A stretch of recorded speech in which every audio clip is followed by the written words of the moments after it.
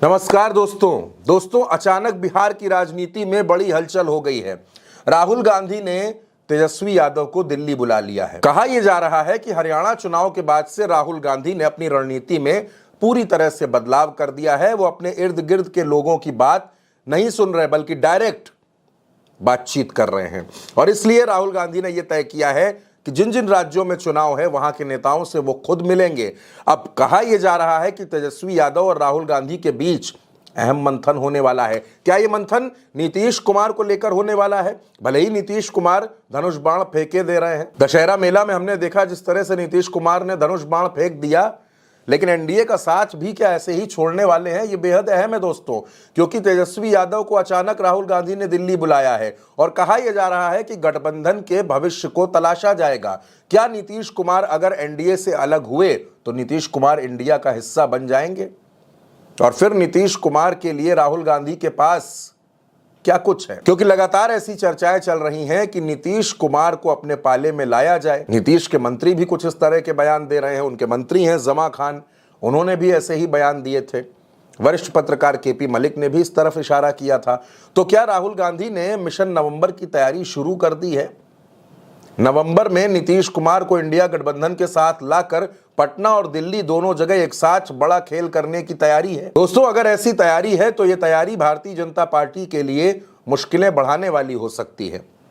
तेजस्वी यादव बिहार में लगातार सक्रिय हैं, बिहार में लगातार उनकी यात्राएं चल रही हैं। वो कार्यकर्ताओं से, नेताओं से, जनता से संवाद कर रहे हैं। उनकी यात्रा का दूसरा चरण भी 16 अक्टूबर से शुरू होने वाला है। अब दोस्तों, तेजस्वी यादव का अचानक दिल्ली पहुंचना और चर्चा ऐसी है कि राहुल गांधी से उनकी अहम मुलाकात का होना। दरअसल इन दोनों नेताओं के बीच झारखंड, महाराष्ट्र, बिहार, इन तीनों राज्यों पर चर्चा होगी, लेकिन राहुल गांधी का पूरा फोकस बिहार को लेकर है कि बिहार में किस तरह से इंडिया गठबंधन काम करेगा और अगर नीतीश कुमार इंडिया गठबंधन में आते हैं, हमारे साथ आते हैं, तो फिर उनके लिए कौन कौन सी संभावनाएं हैं और फिर भविष्य की राजनीति कैसे तय होगी।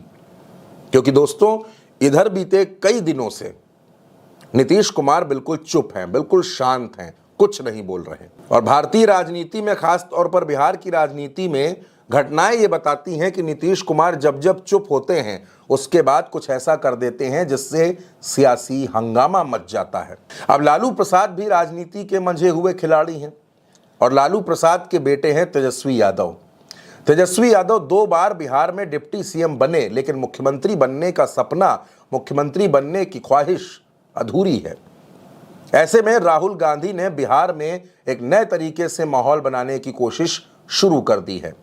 हरियाणा चुनाव परिणाम आने के बाद से जिस तरह से कांग्रेस पर हमला बोला गया, कांग्रेस के जो तमाम नेता हैं उनको लेकर अलग अलग तरह के आकलन हुए, वो राहुल गांधी की भी जानकारी में है, राहुल गांधी को भी पता है और इसीलिए राहुल गांधी अब नए सिरे से कांग्रेस को मजबूत करना चाहते हैं। राहुल गांधी नए सिरे से इंडिया गठबंधन को मजबूत करना चाहते हैं, क्योंकि राहुल जानते हैं कि आने वाले वक्त में महाराष्ट्र, झारखंड, दिल्ली, बिहार, इन बड़े महत्वपूर्ण राज्यों का चुनाव होना है और अगर इन राज्यों के चुनाव में भारतीय जनता पार्टी को हराना है तो उसके लिए पुरानी रणनीति से काम नहीं चलेगा। सहयोगियों की बात को तवज्जो देनी पड़ेगी, सहयोगियों की बात को सुनना पड़ेगा, चाहे बिहार में तेजस्वी हो, झारखंड में हेमंत सोरेन हो, दिल्ली में केजरीवाल हो या फिर महाराष्ट्र में उद्धव और शरद हो।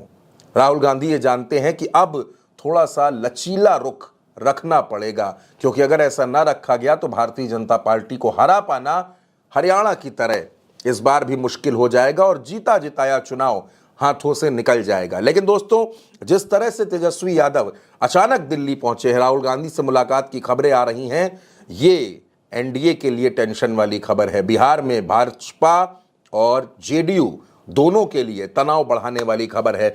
तो तेजस्वी जब दिल्ली से लौटेंगे, क्या कुछ लेकर लौटेंगे, क्या कुछ तय करके लौटेंगे और उनके लौटते ही क्या बिहार की राजनीति में सियासी तूफान आ जाएगा?